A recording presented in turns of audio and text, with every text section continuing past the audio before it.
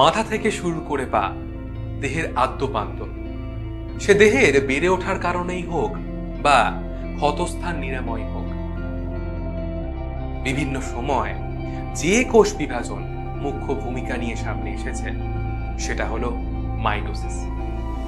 কোষচক্রের ধারণায় আমরা জেনেছি যে কোনো কোষ বিভাজনের জন্য প্রয়োজন হয় প্রস্তুতি, আর সেই প্রস্তুতি পর্বটা নিহিত থাকে ইন্টারফেস ও তার ভিন্ন সব পর্যায়গুলোর মধ্যে।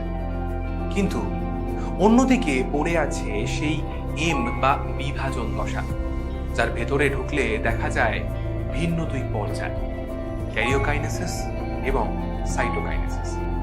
আর ক্যারিওকাইনেসিস মানেই নিউক্লিয়াসের বিভাজন, যা ঘটে চারটে ভিন্ন দশার মাধ্যমে। সামনে আসে প্রোফেজ, মেটাফেজ, অ্যানাফেজ এবং টেলোফেজের নাম। আর সেই ধারণা নিয়ে কথা বলতে শুরু করলে প্রথমেই যে নামটা সামনে আসে সেটা অবশ্যই প্রোফেজ।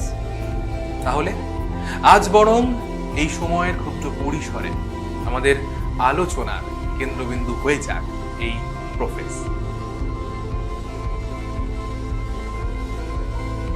প্রোফেজ সম্পর্কে জানার শুরুতেই আজ জেনে নেব এই শব্দের অর্থটা ঠিক কি।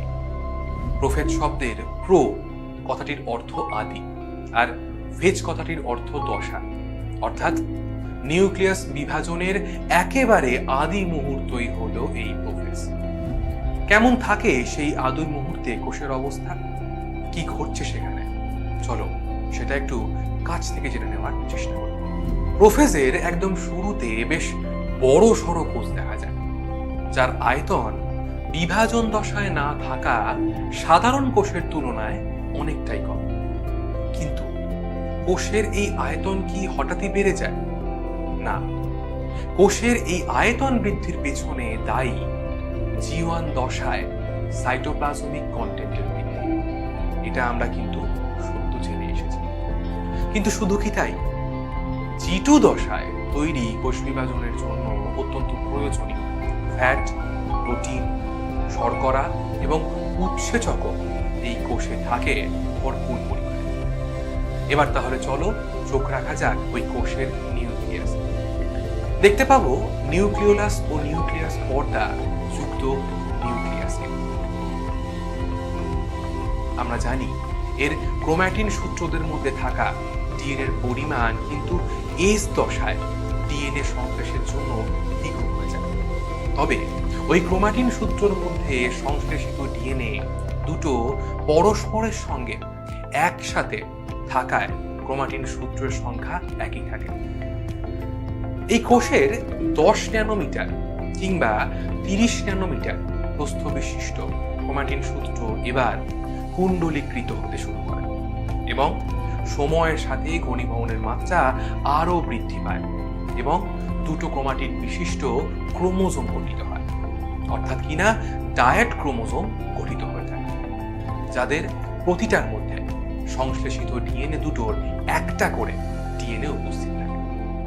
ইতিমধ্যে সেই একই সময়ে প্রাণী কোষের ক্ষেত্রে এস দশায় সংশ্লেষের ফলে সেন্ট্রোজোমের মধ্যে যে 4টে সেন্ট্রিওল থাকে তারা আলাদা হয়ে যায় এবং দুটো করে সেন্ট্রিওল এক একটা সেন্ট্রোজোমের অংশ হিসেবে কোষের দুই বিপরীত মেরুর দিকে যাত্রা শুরু করে এবং এই বিপরীত অভিমুখে গমনের সময় বেমতন্তু গঠন শুরু করে যায়।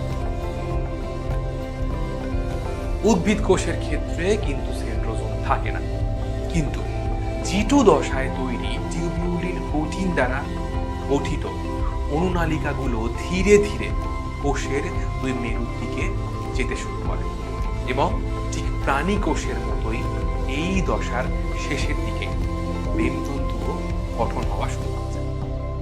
এই দশা চলাকালীন আরো একটা বিষয় কিন্তু নজরে আসে।